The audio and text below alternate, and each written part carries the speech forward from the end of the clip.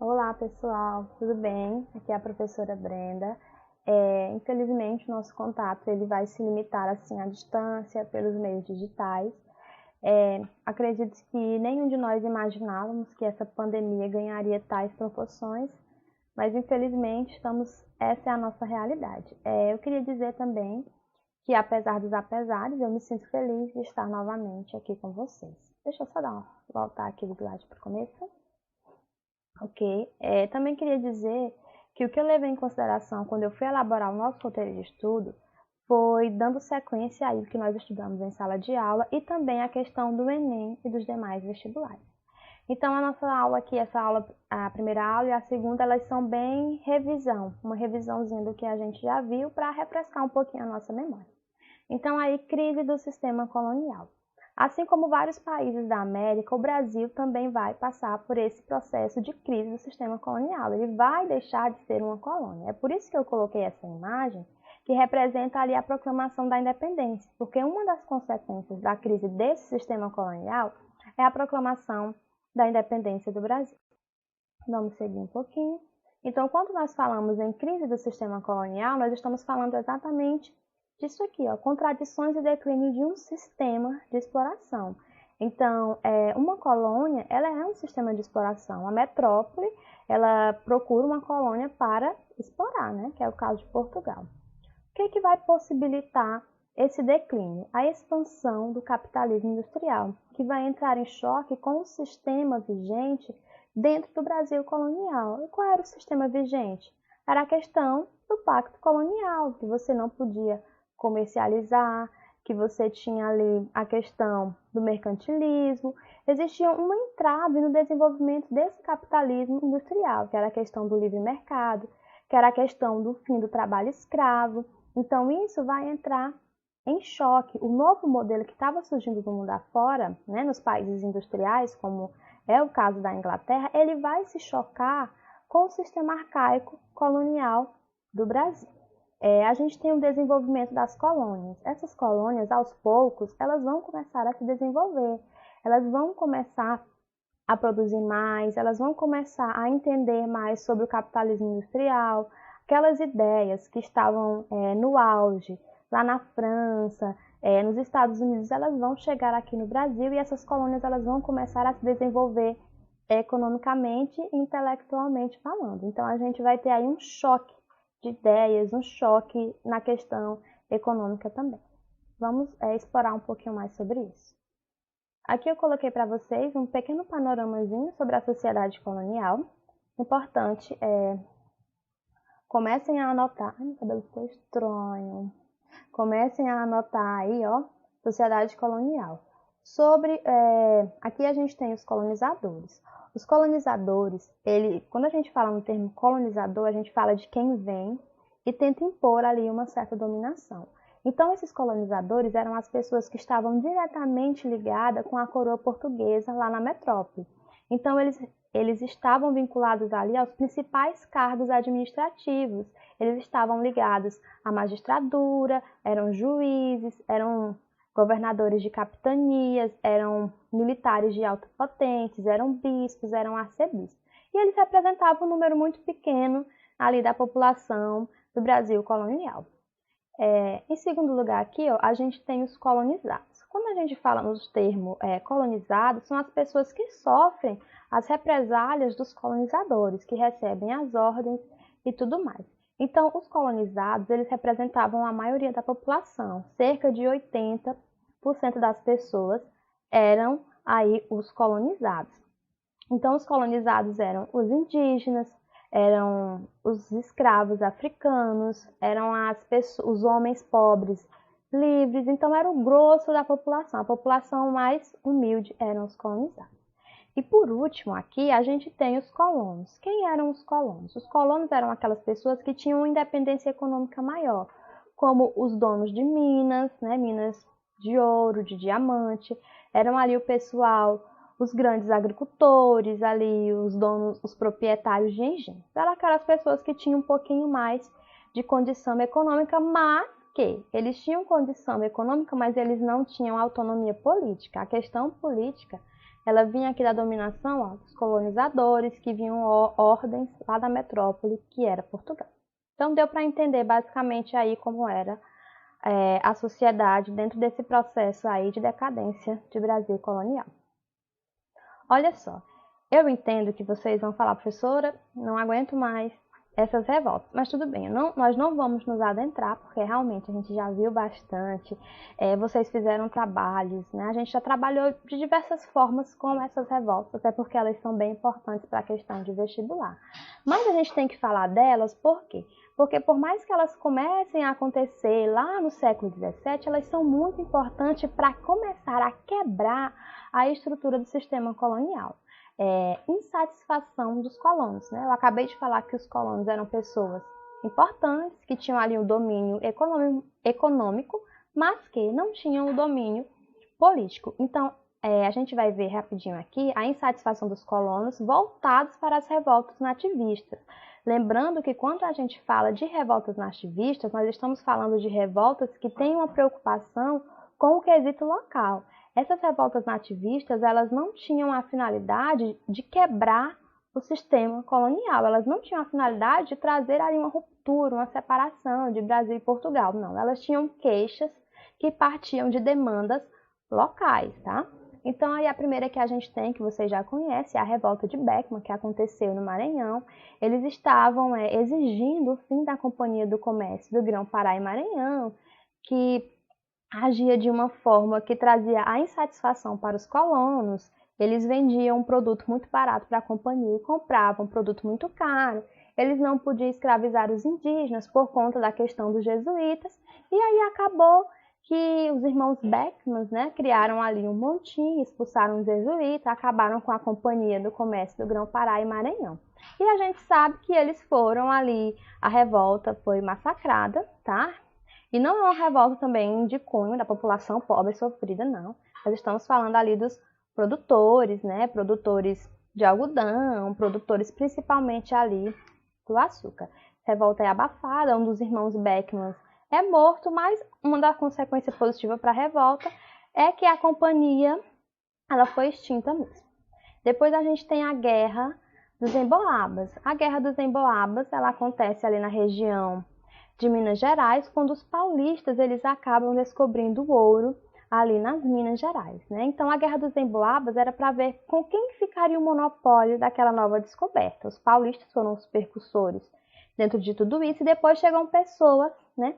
Essas pessoas vinham principalmente de Portugal e alguns da Bahia, de outras localidades do Brasil, tentando dominar também aquela região. Então eles vão entrar em confronto. Essas pessoas que vinham de outros locais, elas vão ficar conhecidas como emboabas.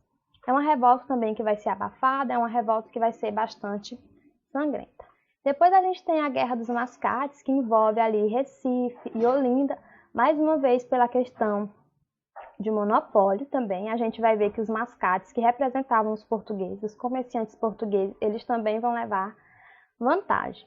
Depois a gente tem a rebelião de Vila Rica, né, ou Revolta de Felipe dos Santos, que aconteceu em 1720, ali na região das Minas. Essa revolta, como vocês devem estar lembrando, ela acontece por quê? Porque vai surgir ali a cobrança do quinto, eles vão proibir a circulação do ouro em pó, vão criar a casa de fundição, né, que pegava aquele ouro, né, em pó, as pepitas, e transformava em barra, marcava com selo lá da metrópole e tirava o quinto. Então as pessoas não vão aceitar, elas vão se sentir ali lesadas, né, como se estivesse tirando um pouco daquilo que era delas. É por isso que eles vão se revoltar. E essa rebelião de Vila Rica ou de Felipe dos Santos, ela é bastante importante porque alguns historiadores comentam que ela é um ensaio para a Inconfidência Mineira. Então, o que a gente tem de interessante? Se ela acontece bem antes, né, ali da proclamação da independência, por exemplo, é porque essas revoltas, por mais que elas não tenham o caráter de uma modificação na estrutura política como um todo, elas já dão sinais da fragilidade do sistema colonial. Vamos para frente. Agora a gente tem algo que é extremamente importante, que são os movimentos separatistas. Agora sim, essas são revoltas coloniais que vão ter mesmo a intenção de separar o Brasil de Portugal. A primeira delas acontece em Minas Gerais, Aqui vocês também já sabem, nós também já estudamos bastante isso, já fizemos trabalho, mas vamos falar novamente. A Inconfidência Mineira, o próprio nome já diz, ou Conjuração Mineira, tem esse termo também, ela acontece em Minas Gerais. Lembra lá daquelas questões da revolta de Filipe dos Santos? Elas vão continuar em voga aqui. Só que nesse período aqui que vai acontecer a Inconfidência Mineira, a questão do ouro ela vai estar em decadência. Então a metrópole ela ficava imaginando assim, de onde que eu vou tirar mais recursos para me manter, já que o ouro está em franca decadência.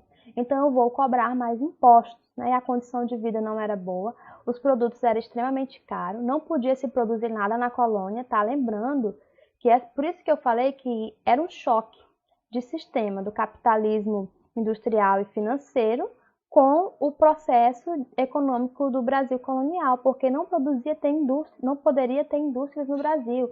Produtos básicos eles tinham que comprar lá da Europa, ficava muito caro, como por exemplo, sabão, calçados, fábricas de roupa. As únicas fábricas de roupas que eram permitidas no sistema de Brasil colonial eram apenas roupas para escravos, aquele tecido mais grosseiro. Então, ferramentas, tudo tinha que vir lá de fora, então ficava muito, muito caro. Então, algumas pessoas ali da região de Minas Gerais, elas vão acabar elaborando ali um montinho, eles vão construir ideias, principalmente baseadas em ideias iluministas, ideias que vão também se inspirar na independência dos Estados Unidos. Então, a Inconfidência Mineira, ela não chegou a acontecer de fato, ela foi uma espécie de ideia, né, que algumas pessoas, principalmente da elite, tiveram. E a ideia era o quê? Criar uma República do Brasil, criar uma universidade, criar uma instituição militar, liberdade comercial, liberdade religiosa. Esse era um dos inputs da Inconfidência Mineira. Então, né, lembrando que ele não chegou a acontecer de fato, ele ficou só no campo das ideias. Então, eles se reuniam, conversavam, dialogavam, e uma pessoa do próprio movimento, como vocês sabem, ele acabou delatando, ele acabou sendo o X9, ele foi lá e acionou os órgãos da metrópole e acabou denunciando ali o movimento. Então o movimento ele não chegou a se concretizar. Então o que a gente tira aqui pelo esse movimento? Que ele era um movimento de caráter elitista. Esses inconfidentes, eles não tinham a intenção de melhorar a vida da população, dos colonos. Eles queriam melhorar a vida deles, dos colonizados, perdão. A vida deles, que eram o quê? Os colonos, eram pessoas intelectuais, eram pessoas de boa instrução, que via o sistema colonial como um entrave comercial. Então, eles não tinham essa intenção de libertar os escravos, de melhorar a vida das pessoas. Não, não tinha. A Inconfidência Mineira ela foi uma revolta, uma revolta assim que não aconteceu, de caráter elitista, tá? Ela não chega a se concretizar, porque ela é delatada por uma pessoa do próprio movimento, imaginando que ganharia perdão, e foi duramente abafada. As pessoas que estavam envolvidas, elas foram exiladas em algumas outras colônias de Portugal, ali no continente africano e em outros lugares. E a gente tem aqui, o famoso Tiradentes, que foi quem realmente, de fato, pagou o pato, era o mais humilde do movimento, a corda sempre quebra do lado mais fraco, e ele foi esquartejado, e jogaram pedaços dele aí por várias partes ali da cidade, da mesma forma que aconteceu lá na revolta de Filipe dos Santos, que Filipe dos Santos também foi esquartejado e seus pedaços foram colocados em várias partes da cidade, para tentar trazer ali aquele sentimento de medo por parte da população. Então a Inconfidência Mineira ela é muito importante, mas ela fica só no campo das ideias. Agora aqui a Conjuração Baiana. A Conjuração Baiana ela é muito interessante, ou a Revolta dos Alfaiates. Puxa uma seta aí e coloca a Revolta dos Alfaiates, porque ela também leva essa nomenclatura. Ela aconteceu na Bahia, por N fatores. Um dos fatores o empobrecimento da população. A população estava vivendo de forma decadente. Então, já bota aí também, a Conjuração Baiana, ela é uma revolta, ela é um movimento de caráter popular. Diferente da Inconfidência Mineira, eles vão ter a intenção e a finalidade de trazer ali essa mudança econômica, essa mudança política. Eles tinham o objetivo de trazer a libertação, acabar com a questão da escravatura. Eles queriam proclamar uma república, eles queriam liberdade religiosa, eles queriam melhores condições de salário para os soldados, para os alfaiates, eles queriam o fim do preconceito racial. Então é uma revolta, um movimento, perdão, de cunho extremamente popular. Ela é muito interessante, ela cai muito em vestibular. Então, ela também não chegou a acontecer, só que ela foi propagada por meio de panfletos, né? Bem interessante essa ideia, só que ela não chegou a acontecer. O movimento também foi deletado e logo os governos massacraram ali o movimento, muitas pessoas foram presas e os 4 principais líderes da revolta, entre eles Luiz Gama, foram mortos, né? Condenados ali. Então ela ficou no campo das ideias também, mas o que ela traz? Ela abala muito. Essas duas questões aqui, elas vão abalar muito o sistema colonial. Ali já era o início, já ouviram aquele termo, o início do fim? Então a gente já estávamos vendo aí o início do fim. É um termo até errado em português, mas é o fim. Estava chegando ao fim o sistema colonial. Ela deixava bem nítido que não tinha como mais. De uma forma ou de outra, isso tinha que acontecer. Vamos passar aqui. E falando aqui agora em uma outra situação que coloca ali mesmo em voga a questão da independência do Brasil. A vinda da família real para o Brasil. Pois é, meu povo. A gente tinha lá a metrópole em Portugal e o pessoal ficava mandando as ordens para, né, os agentes aqui na colônia do Brasil. Então a gente tem que entender qual era a situação da Europa para fazer com que a família real venha para o Brasil. A gente tem que entender que nessa época, Napoleão Bonaparte, né, nosso querido amigo francês, ele estava criando um império francês. E qual era a sua maior rival? Desde a Guerra dos 100 Anos, se você disse a Inglaterra, você acertou. Então Portugal ele tinha uma rixa muito grande com a Inglaterra. A Inglaterra era uma das maiores potências da época, principalmente potência econômica e potência também ali náutica, né? O que Napoleão Bonaparte faz para tentar trazer ali uma retaliação, para tentar diminuir ali o poderio da Inglaterra, para tentar dominar ali os demais países? Eles vão criar, em 1806, um bloqueio continental. O que era isso? Era proibir que os demais países da Europa continental estabelecessem relações comerciais com a Inglaterra. Então, eles queriam levar a Inglaterra à falência através disso. Se a Inglaterra entrar em falência, eu vou me tornar, né? A França pensou assim, através de Napoleão Bonaparte. Então, se a Inglaterra entra em decadência, eu, França, vou me tornar a maior potência. E eu vou conseguir derrotar, finalmente, meus inimigos históricos, né? Que eram aí a Inglaterra. Então, eles vão impor isso para Portugal. Olha, não pode mais comercializar com a Inglaterra, está proibido.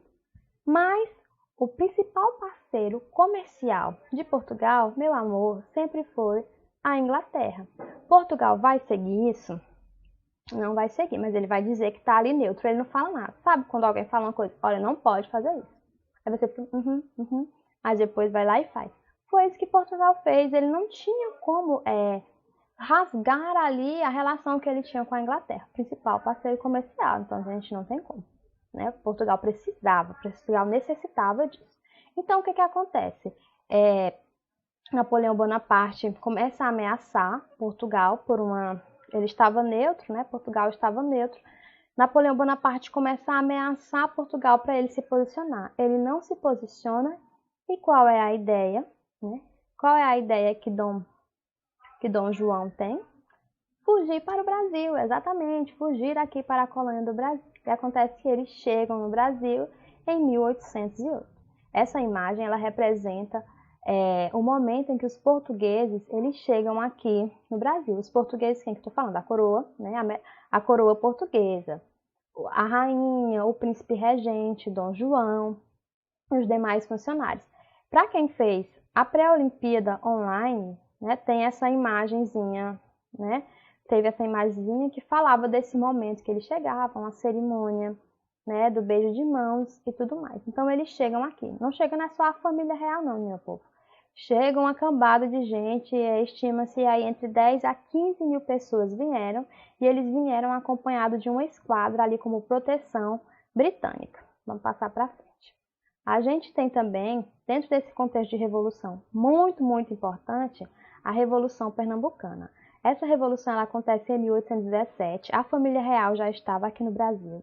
A partir do momento que a família real se estabelece no Brasil, a gente já começa a viver o que nós chamamos de período joanino. É o período que Dom João ele vai, né, estabelecer ali um sistema político, ele vai trabalhar com questões administrativas que vai possibilitar ali uma maior autonomia econômica e administrativa para o Brasil. A gente tem algumas mudanças vou voltar aqui, quando eles chegam aqui no Brasil, né, em 1815. O Brasil é elevado à categoria de Reino Unido de Brasil e Algávares. A gente tem ali, quando Dom João ele chega, ele vai estabelecer diversas medidas, como, por exemplo, a criação do Banco do Brasil, ele vai nomear vários ministros, ele vai fazer uma alteração nesse sistema político, tentar liberar ali a questão das fábricas, ele vai estabelecer acordos comerciais, ele vai abrir os portos. Uma questão muito importante, quando eles chegam aqui no Brasil, é a abertura dos portos das nações amigas. Então, ele vai quebrar, né, ali aquele sistema do pacto colonial, que você não podia comercializar com várias outras nações. Eles vão liberar isso, principalmente a mais interessada, que era a Inglaterra. Então, a Inglaterra, ela vê ali no Brasil, nesse período joanino, como algo em potencial que ela possa também explorar, né? Então, eles vão fazer vários tratados comerciais, que ela era amiga, que cuidou dessa questão principalmente ali de proteção contra os franceses. Então, eles vão empurrar vários produtos, várias mercadorias aqui para o Brasil, que estava vivendo ali o período joanino. Então, quando Dom João, né, e a sua mãe, Maria I, eles chegam aqui no Brasil, eles vão estabelecer algumas medidas que vão já dar ali uma noção de que o Brasil já estava se tornando bastante independente, principalmente quando o Brasil se torna um Reino Unido. Ele já praticamente não tinha muitos vínculos com Portugal. Então, vamos passar aqui para frente, falando da Revolução Pernambucana. Tá ficando grande o vídeo, tem que falar mais devagar. Então, a Revolução Pernambucana ela é uma revolução muito importante. Ela acontece, né, aí vocês estão vendo, em Pernambuco. Ela acontece em 1817, eles já estavam aqui no Brasil, a família real, e eles vão se queixar de quê? Primeiro que eles vão passar por uma crise de fome muito grande, vai ter uma crise, uma seca que vai gerar uma fome, e também contra o aumento dos impostos. Quando essa coroa portuguesa ela sai lá da metrópole e chega aqui ao Brasil, eles vão aumentar ainda mais os impostos para manter o luxo, né, e a ostentação dessa coroa. Então, eles não estavam satisfeitos e eles vão criar ali uma revolução. O que é isso? Uma revolta. Eles vão querer trazer uma transformação política. Eles vão querer uma proclamação de uma república, eles vão querer liberdade comercial, eles vão querer liberdade econômica, eles vão querer liberdade no quesito religioso. Então, essa revolução ela é muito importante porque eles conseguem, de fato, chegar ao poder. É a primeira, né, ali que realmente sai do papel e acontece de fato. Então, em 1817, esses revoltosos ali de Pernambuco, eles conseguiram ficar 75 dias no poder. Eles elaboraram uma nova Constituição, eles aboliram alguns impostos, eles criaram ali uma lei proibindo a liberdade religiosa, porque a religião oficial da época era o catolicismo, então eles vão trazer isso de novo. E também, o que era importante a gente mencionar é que eles não lutaram pelo fim da escravidão, tá, gente? Eles não lutaram, eles falaram que isso deveria ser algo gradual, algo lento, para não prejudicar ali, né, os produtores, os grandes agricultores. Então, a Revolução Pernambucana, ela deu certo, em parte, né, durou algum tempo, só que logo depois ela vai ser abafada. Então, a gente viu que agora as pessoas não estavam de brincadeira, elas queriam realmente o fim desse vínculo com Portugal. Vou passar aqui para frente. A regência de Dom Pedro, eu comentei, eu deveria ter comentado agora, mas eu já comentei, né, as mudanças que ele vai trazer sobre o Banco do Brasil, sobre aquela questão dos ministros, ele traz o jardim botânico, ele cria uma biblioteca, então ele cria 2 universidades de medicina, então ele vai trazer questões importantes dentro dessa regência, quando ele vai estar ali liderando ali essa questão dentro do Brasil. Por quê? Porque a mãe dele, né, tinha problemas mentais, então ele fica ali como príncipe regente. Então ele traz bastante mudança na questão econômica, a abertura dos portos, ele vai permitir a instalação de indústrias, na questão cultural, na questão, né, criação de teatros, a questão das universidades. Então ele faz todas essas coisas aí importantes. Vamos passando aqui. Aí, a independência. Acho que faltou alguma coisa, tá? Como que de fato acontece a independência? Eu não coloquei aqui, mas vai acontecer um movimento muito importante lá em Portugal, que ele vai se chamar a Revolução do Porto. Nessa Revolução de Porto, o pessoal, né, lá da cidade de Porto, em Portugal, eles vão exigir que Dom João ele volte para Portugal, porque eles estavam vendo que eles estavam perdendo. Por quê? Porque eles estavam deixando aos poucos de explorar a antiga colônia que era o Brasil. Então eles vão exigir que eles voltem. Eles vão ficar enviando vários decretos, exigindo a volta, decretos que vão anular tudo aquilo que Dom João fez. Então, em 7 de setembro de 1822, Dom João chega de uma viagem que ele estava fazendo para o interior do Brasil e ele recebe um decreto desse pessoal que estava envolvido na Revolução do Porto, que anulava tudo que ele tinha feito no Brasil e lhe obrigava a voltar. Então, o que é que ele faz? Ele se vê obrigado a romper com Portugal e ele declara a independência do Brasil, a independência oficial. Lembrando que essa independência ela não foi um movimento de caráter popular. Algumas pessoas que apoiaram, essa independência, que estavam sempre ali batalhando para que Dom João ficasse mesmo do Brasil, eram os grandes agricultores, eram os donos de indústria. Por quê? Porque se o Brasil ele voltasse a ser colônia de Portugal, como o pessoal da Revolução de Porto queria, eles iam acabar perdendo o que eles haviam conquistado. Então, eles apoiaram, fazendo baixo-assinado, com mais de 8.000 assinaturas para Dom João, não voltar para Portugal. Então, a independência ela não é um movimento de caráter popular, ela não é um movimento que busca melhorar a condição de vida das pessoas, ela é um movimento de caráter elitista e que tenta manter ali os luxos de uma monarquia. Pessoal, então é isso. Eu acho que o vídeo ficou muito extenso. Me desculpem porque eu ainda não sei direito manusear isso aqui, mas vamos melhorar aos poucos. Isso aí, abraços, beijo e álcool gel, né? Lavar as mãos. É isso aí. Tchau, tchau.